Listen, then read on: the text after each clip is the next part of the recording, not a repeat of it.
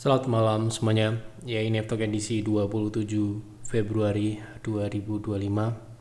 YF Talk terakhir di bulan Februari dan juga sebelum bulan puasa gitu ya. Jadi hari Sabtu ya atau hari Minggu sudah masuk di bulan puasa. Semoga bagi Bapak Ibu yang menjalankan ibadah puasa diberikan kelancaran dan diberikan keberkahan ya. Oke, mohon maaf lahir dan batin apabila dalam penyampaian Jeff Talk ini ada kesalahan-kesalahan, yang pasti banyak kesalahan ya, baik itu kata-kata yang mungkin tidak berkenan, mohon maaf. Apabila prediksi banyak yang meleset, mohon maaf yang sebesar-besarnya. Semoga di bulan Ramadan besok sampai dengan Idul Fitri kita kembali disucikan ya. Itu saja, kita langsung mulai. ISG hari ini ISG turun kembali berapa persen? Hampir 2% penutupannya, 1,8%, penurunan yang cukup signifikan, dan saat ini relatif berada di dekat dengan 0,38, yaitu di 6.390 atau 6.400. Ini adalah support ataupun potensi penurunan yang memungkinkan dalam jangka pendek dapat dicapai ya. Semoga tidak lewat lebih agar nanti dapat terjadi technical rebound yang membuat pola dari struktur ISG ini tidak menjadi turun seperti 2020 ya, karena 2020 itu memiliki kesamaan kebetulan di Februari. Saat itu ISG turun 8,2%. Saat ini ISG sudah turun 8,7%. Sama-sama di bulan Februari ya, di 2020. Dan setelah itu di bulan Maret terjadilah penurunan yang signifikan sampai dengan ISG turun sampai di stop ya, beberapa kali gitu ya penurunannya. Ini adalah support yang penting ya, menentukan, karena kalau dilewati ini bisa cukup jauh ya ke bawah 6.000 ya. Kita harapkan besok penutupan bulan Februari ISG terjadi rebound kembali ya ke atas, paling tidak di 6.500 atau 6.600, agar penutupannya masih berada di area yang aman ya. Artinya penurunan ini masih dalam kategori penurunan yang wajar. Jadi penurunan yang terjadi sejak September itu masih dalam kategori yang wajar ya, karena ini adalah penurunan setelah rally beberapa tahun sejak pandemi ya, dan barulah di 2024-2025 ini terjadi penurunan kebetulan ya, karena memang sudah naik cukup signifikan dan sudah mencapai target di target ekstensi 1,6 ya kemarin ya, di 7.800, yang merupakan juga target ISG untuk ekstensi ya, 1,6 kemarin ya. Kita sudah bahas beberapa tahun yang lalu ya, dan baru tercapai kemarin di kuartal 3 ya, kuartal 3 2024. Barulah di kuartal 4 terjadi koreksi, dan koreksi ini saya rasa wajar bertepatan dengan transisi politik, kemudian juga tentunya terjadi rebalancing dan sebagainya. Tidak hanya di sini ya, di luar pun juga sama, terjadi penurunan market juga. Oke, sementara ini seperti itu. Semoga besok di penutupan terakhir ISG bisa kembali setidaknya ke atas 6.500 atau 6.600. Oke, kita lanjut ke pembahasan saham yang pertama. Selamat malam Pak ya, bagaimana analisa AXIO untuk trading? Oke, AXIO.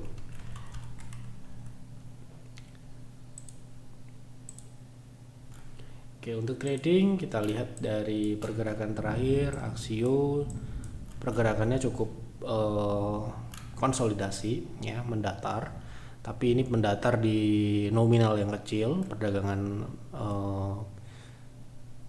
sehingga kenaikannya ini secara persentase tentunya juga signifikan. Jadi ketika kita swing trade, konsolidasi itu bisa ditradingkan dengan catatan ruangnya itu memang mencukupi ya. Kita lihat potensi upside dari area konsolidasi ini terdekat di 130, kemudian setidak-tidaknya karena ini konsolidasi seharusnya 0,6 itu bisa dicapai ya di 142. Apabila Anda ingin swing trade di saham ini bisa di harga saat ini dengan stop loss ketat di 115 114. Pak Ayub mohon bahas MSTI untuk trading. Terima kasih Pak. Oke, MSTI. Oke.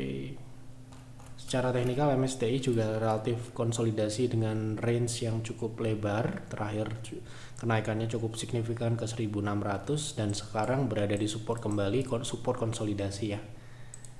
Jadi ini adalah support konsolidasi 1400 1450 ya area.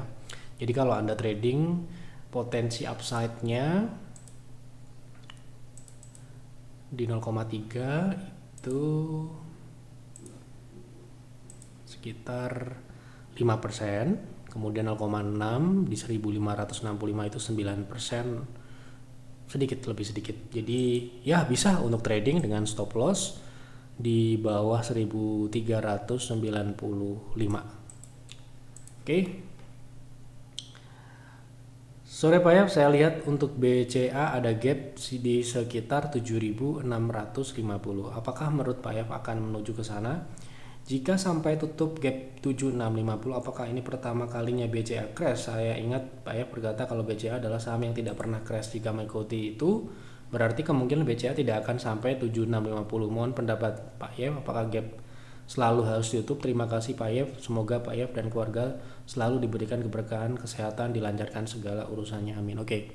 Jadi saya ingin meluruskan ya terkait teori Gartley yang membahas penutupan gap. Ya, ini sudah kita bahas sejak 2017, 2018 saat itu kita sering membahas gap penutupan gap. Jadi gap itu tidak hanya gap ya. Apapun metodologi, apapun strategi tidak dapat memastikan. Ya, jadi dalam tanda kutip probabilitasnya besar. Ya, dengan catatan keberadaan gap searah dengan tren. Jika gap tersebut searah dengan tren, misalkan sekarang harganya turun kemudian gapnya itu di atas, kemungkinan besar akan ditutup ya. Apabila gap itu di bawah sedangkan tren masih naik, kemungkinan kecil probabilitasnya sekitar 79%, 79,9%, kalau tidak salah saya lupa 79,9%, probabilitasnya tidak ditutup ya. Jadi gap yang tidak searah itu probabilitas untuk ditutup kecil, 19-20%. Jadi artinya kalau gap itu berada di 7650, mari kita cek apakah itu masih dalam tren atau tidak gitu ya. BCA memang tidak, menurut saya tidak pernah crash ya, karena Anda tahu 2020 BCA apabila kita lihat di monthly tidak turun di bawah EMA 60 ya gitu. Nah ini ya kita sudah pernah bahas. Sedangkan kita ulangi lagi ya, Anda bisa tonton juga pembahasan sebelumnya. Sedangkan saham BRI itu turun jauh dari EMA ya. Nah ini turunnya sampai dengan 30% dari moving average ya. Nah, sekarang pun BRI turun di bawah 60. Kemudian BBNI, saya ulangi lah ini sudah saya bahas tapi saya ulangi cepat aja ya. BNI 2020 juga turun di bawah di bawah indikator tren itu 57% ya. Kemudian BMRI itu turun sebesar juga 40%-an. Nah, 40% ya. Sorry. Ya, 40% itu adalah penurunan yang besar. Sedangkan BBCA saya kembalikan ke BCA tidak turun di bawah, hampir tidak turun di bawah EMA 60 ya. Itu adalah parameternya, artinya tren berjalan, masih berjalan ya, tidak patah. Crash itu kan ada penurunan yang signifikan dan mematahkan sebuah pergerakan atau tren gitu ya. Itu menurut saya, jadi mungkin ada yang lain turun 5% itu adalah crash, itu juga nggak boleh, nggak ada yang salah.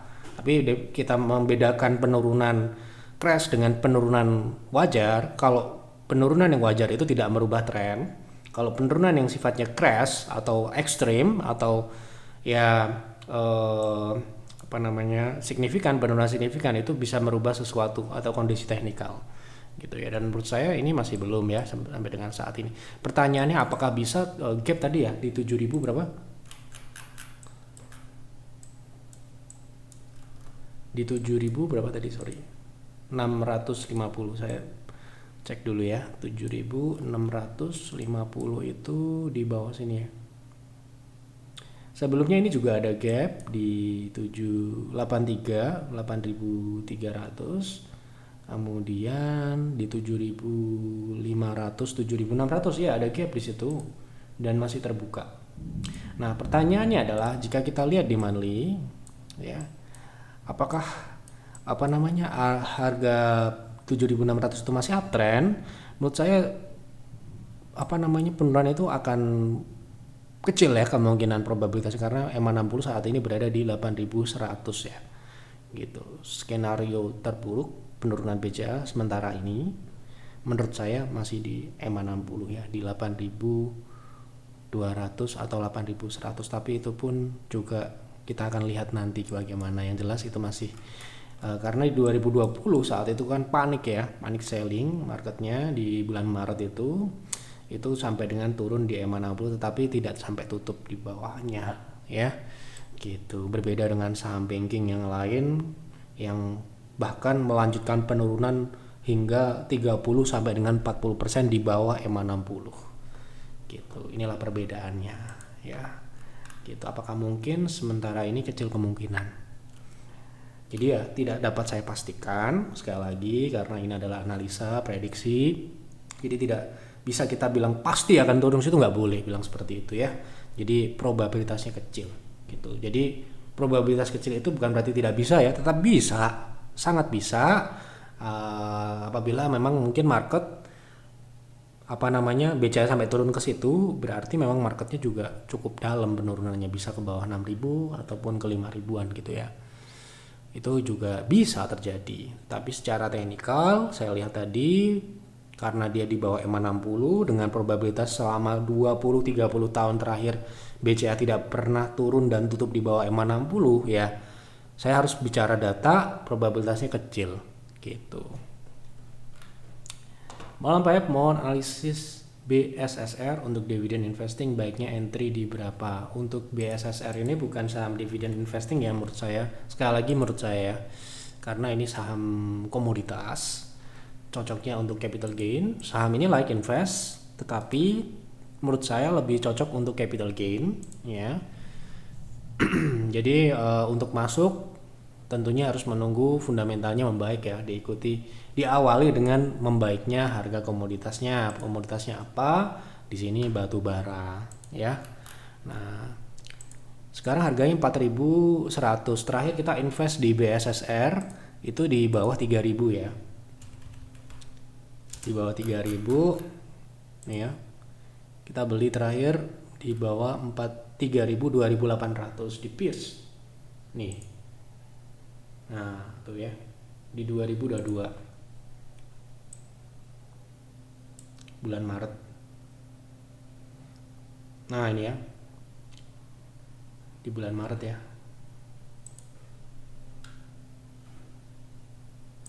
Setelah itu naik karena memang saat itu ya seperti Anda tahu tidak hanya BSSR, saham komoditas lain, batu bara yang lain, misalkan Indo Tambang, Bukit Asam, dan yang lain-lainnya juga naik. Gitu. Dan kita kebetulan sudah invest di United Tractor dan Pierce mencari saham yang belum masih memiliki potensi ya, salah satunya saham BSSR. Tetapi saat itu yang kita cari bukanlah dividen, karena dividen itu sekali lagi saya ulangi, saham yang layak untuk dividen investasi adalah saham yang konsisten memberikan dividen, konsisten secara besaran, konsisten dalam payout dan pertumbuhan dividennya. Sedangkan tentunya ya secara dividen yang seharusnya saham ini besar sekali ketika memang kinerjanya lagi bagus dan tiba-tiba kecil sekali ketika memang komoditasnya tidak bagus. Seperti 2019 itu dividennya 3%, tiba-tiba di 2022 kemarin itu sekitar 34%. Itu kan sangat jauh. Nah, sehingga hal inilah yang menyulitkan kita untuk melakukan analisa dan memproyeksikan dividen yang akan kita dapatkan di masa yang akan datang. Itulah alasan kita tidak merekomendasikan saham komoditas untuk dividen investing. Sekali lagi kami loh, di luar sana ada yang bisa, boleh ikuti saja kalau Anda mau gitu ya, tidak harus sama dengan Yev ya gitu. Kalau menurut kami, kalau Anda tanya ke saya jawabnya seperti itu. Oke, sesuai dengan apa yang kami pergunakan dalam menjalankan strategi investasi. Ya kan, nggak mungkin kita menjawab dengan cara orang lain. Ya. Oke, malam Pak, hari ini BCA menyentuh 8.000. Hari ini BCA menyentuh 8.500. Apakah sudah bagus untuk entry untuk invest? Atau sebaiknya tunggu di 7.800-an? Terima kasih sebelumnya. Oke. Kembali ke BCA, kita ulangi BCA lagi secara teknikal ya, karena pertanyaannya secara fundamental udah jelas nggak ada perubahan dari BCA ya. Minimal adalah 0,3 ya kalau masuk BCA ini. BCA masih belum mencapai 0,3 ya, 0,3-nya di 8.500. Menurut saya itu sudah cukup bagus sampai dengan EMA 60 ya. EMA 60 ini kan support dinamis yang bergerak ya. Sekarang ini di 8.100 atau 8.200. Gitu ya. Oke. Mohon konsultasi saya, ada AKR A 10 PV average 1283. Apakah sebaiknya TP dulu sebagian mengingat kondisi IHSG yang sedang crash sekarang? Mohon analisanya. Oke, kita lihat. Ini berarti trading ya. Oke. Tentunya kita harus berpedoman pada teknikal ya, teknikalnya dari saham tersebut. Nah, ini baru naik ya, karena berhasil bertahan di EMA 60 dan sekarang ini naik. Anda punya di 1.280, sekarang sudah profit ya. TP-nya terdekat di area 1370 sampai dengan 1420, yaitu untuk TP terdekat ya. Kalau Anda mau hold dengan stop loss, menurut saya ini bisa hold karena volumenya cukup signifikan juga, dengan proteksi cut profit atau cut di modal ya di 1280 untuk saat ini. Oke, gitu. Baik, mohon arahannya saham BRIS untuk jangka panjang, apakah cocok untuk trend following dan investasi? Untuk BRIS, mohon maaf sudah sangat tinggi ya. Untuk 2.600 itu paling tidak di bawah 2.200 ya pembahasan terakhir ya. Karena mohon maaf, kita punya di saham ini dan kita tidak mau penonton Yev-Talk itu menjadi exit liquidity gitu ya. Jadi paling tidak secara teknikal itu 2.200 ya, masih sama 2.200. Paling tidak itu setinggi-tingginya di bawah 2.200 gitu. Dikasih apa tidak ya, Anda harus sabar menunggu di situ. Kita punya modal jauh di bawah ya untuk peers di 1.400 1.300 ya. Jadi kalau misalkan sekarang ini Anda beli, mungkin Anda bisa beli barangnya peers gitu ya. Nah, makanya saran saya, karena ini secara teknikal juga memungkinkan, bisa tunggu paling tidak di 2.200 sampai dengan ke bawah 2.200. Itu baru menarik ya untuk invest. PAEF Lab QAVIA sudah keluar, mohon dianalisa untuk investasi. Oke, kita lihat ya di TradingView, semoga sudah ada ya.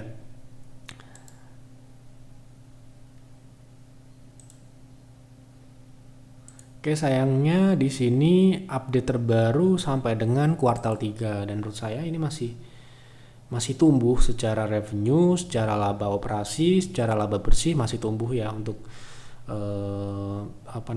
proyeksi di 2024, karena di sini kuartal 4 belum ada. Sementara ini kami sudah pernah bahas dan masih sama jawaban saya.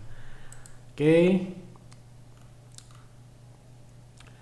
Malam Pak F, apakah TPMA bisa untuk swing trading, entry, TP, dan SL di berapa? Oke, untuk TPMA trading, oke, sekarang masih mengarah turun ya. Jadi karena ini masih mengarah turun, swingnya masih turun, untuk swing trading saran saya menunggu di support terdekat di 560 atau di target turun. Target turunnya di terdekat di 550. Kedua, best price mungkin di 520 ya. Kebetulan di sini juga pernah jadi support. Jadi di area tersebut mungkin masih bisa nunggu. Nanti kalau sudah kena, kita bisa lihat TP dan stop lossnya di berapa. Mohon dibahas MDKA, apakah secara teknikal ada potensi ke 2000-an?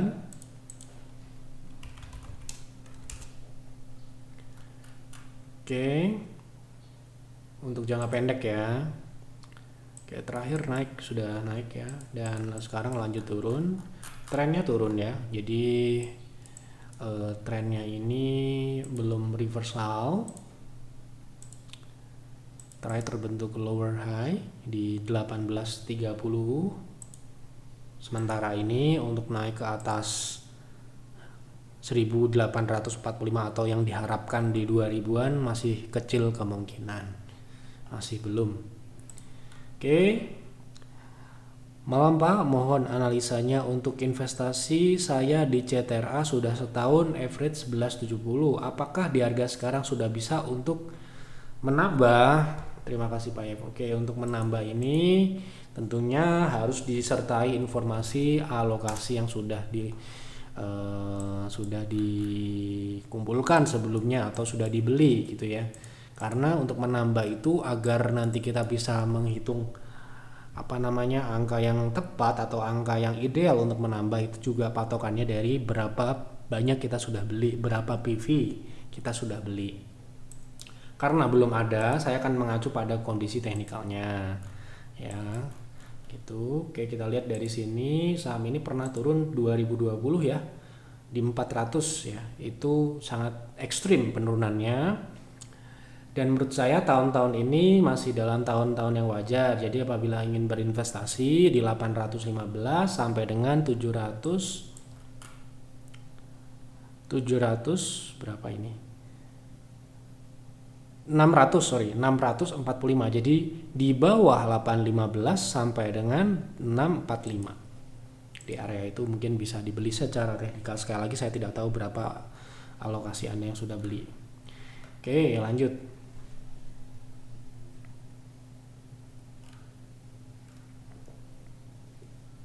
Malam Pak Yop, semoga sehat selalu. Terima kasih doanya. Mohon review teknikal untuk trading saham SMIL.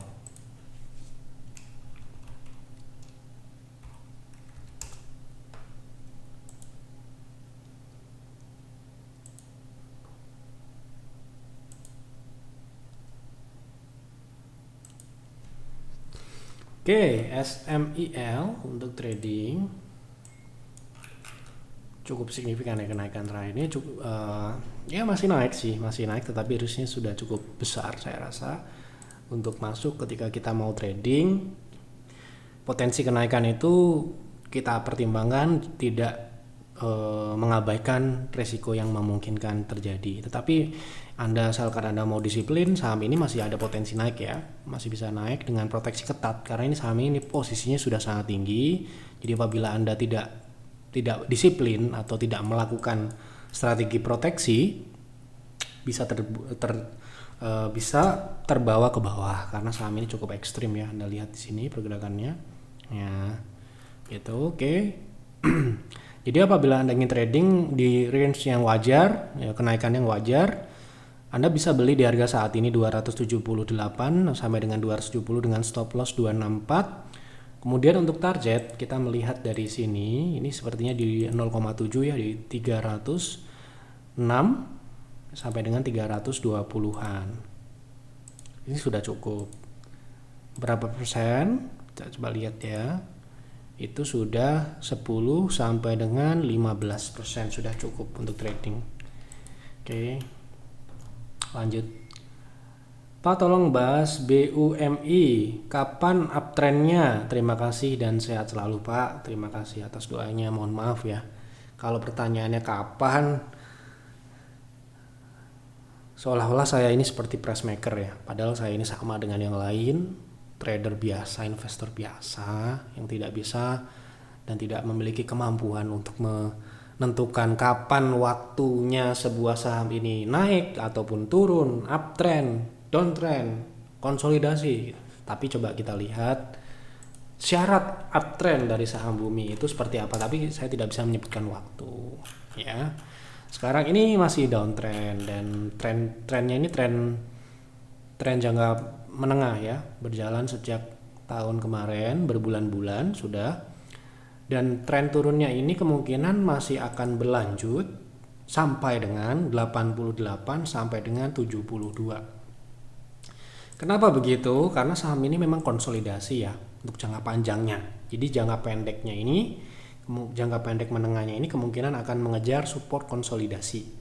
Konsolidasinya di berapa? Supportnya 70-80. Harga sekarang di 100. Ya gitu kira-kira. Jadi untuk uptrend sementara ini mungkin belum ya. Gitu. Belum bisa dilihat untuk uptrendnya kapan, apalagi waktu kita belum melihat itu uptrend karena tren turunnya masih berjalan.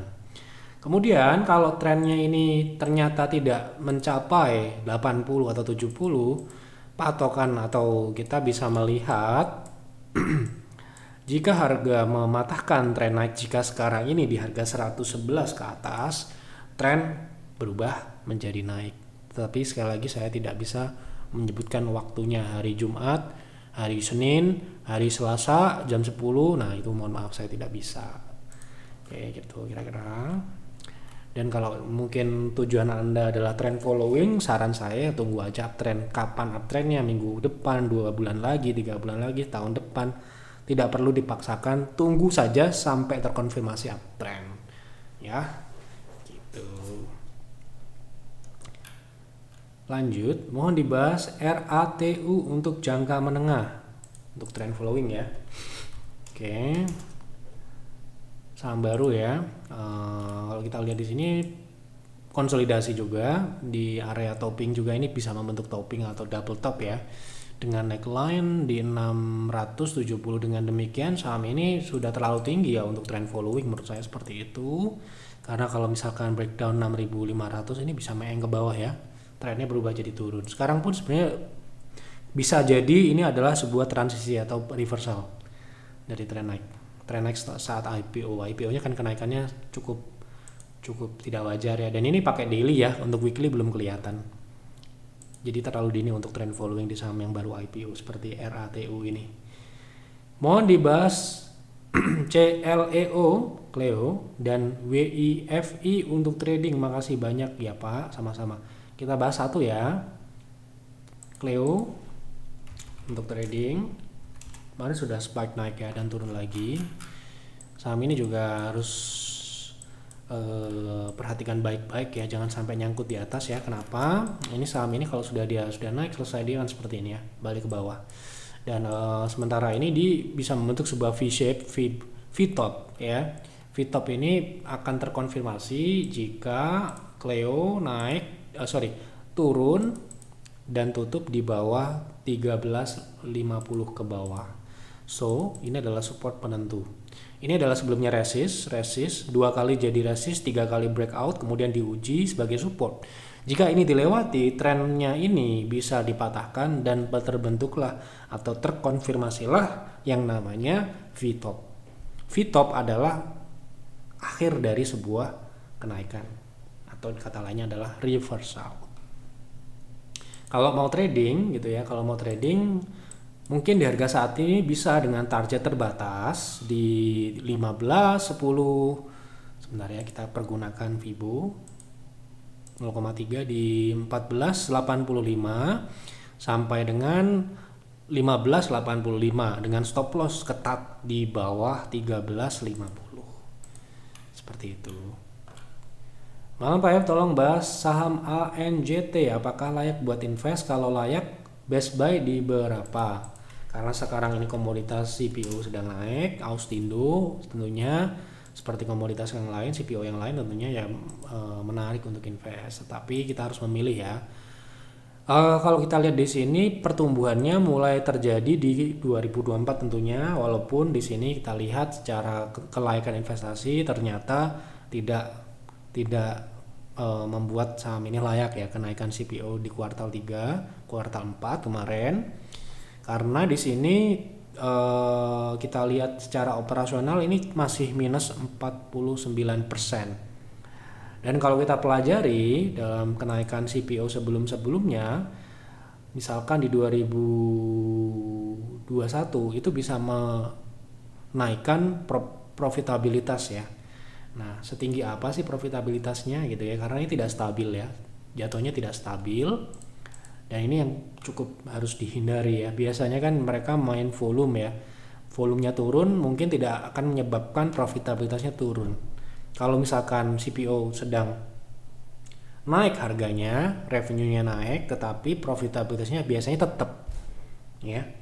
Gitu. Dan kita lihat di sini bahwa dari sisi profitabilitas ini seringkali minus. Nah, sehingga mungkin Anda bisa mencari alternatif investasi saham perkebunan yang lain, CPO lain gitu ya. Oke. Oke, lanjut ya. Elit Pak gimana? Waduh, sorry ya nggak bisa jawab nih kalau pertanyaan begini. Gimana ya, nggak gimana-gimana ya. Silahkan direvisi, besok kita akan bahas di F-Talk selanjutnya. Harum bisa masuk best price di berapa? Oke, untuk trading ya berarti ya. Oke, untuk Harum best price tentunya di 1,6. Sekarang ini sudah di 1,6 ya, sebentar. Ini adalah target turun yang pernah kita bahas, bahkan sudah di bawahnya. Jadi di bawah 800 ini mungkin oke ya, tunggu rebound di 785 untuk swing trade dengan TP di 875 sampai dengan 930. Jadi di harga saat ini seharusnya Harum ada potensi untuk mengalami swing naik atau rebound ataupun pullback. Baik, sudah saya bahas semua apa yang ada di kolom komentar. Semoga tidak ada yang terlewat. Apabila ada yang terlewat, mohon maaf yang sebesar-besarnya. Silahkan tulis kembali di kolom komentar. Kita akan bahas di F-Talk selanjutnya. Silahkan dianalisa lagi apa yang saya sampaikan di F-Talk malam ini. Apabila Anda berinvestasi, analisalah secara mendalam, fundamentalnya, hitung proyeksi-proyeksi tahun mendatang. Jangan sampai hanya karena melihat di F-Talk Anda kemudian mengambil keputusan yang terlalu dini gitu ya, karena investasi itu adalah komitmen jangka panjang, dan ketika berinvestasi itu Anda akan menghadapi dinamika market yang mungkin saja tidak membuat tidak terlihat nyaman untuk dilihat ya. Kadang seperti itu, kadang kita investasi kemudian sahamnya turun beberapa bulan barulah naik 3 bulan selanjutnya. Kadang kita beli sekarang, belum kita akumulasi banyak, sahamnya sudah naik dulu, karena itu adalah dinamika market yang tidak bisa kita atur. Kita hanya bisa ya remo dengan apa yang ada di market ya. Yang jelas market tidak akan turun terus-menerus dan juga tidak akan naik terus-menerus. Nikmatilah apapun yang terjadi di market, karena dengan begitu kita bisa belajar dan improve ya, entah itu berinvestasi maupun trading. Itu saja yang dapat saya sampaikan di F-Talk malam ini. Sekali lagi mohon maaf apabila ada kekurangan atau kesalahan. Selamat beribadah, selamat berpuasa bagi Bapak Ibu yang menjalankan. Selamat malam dan selamat beristirahat.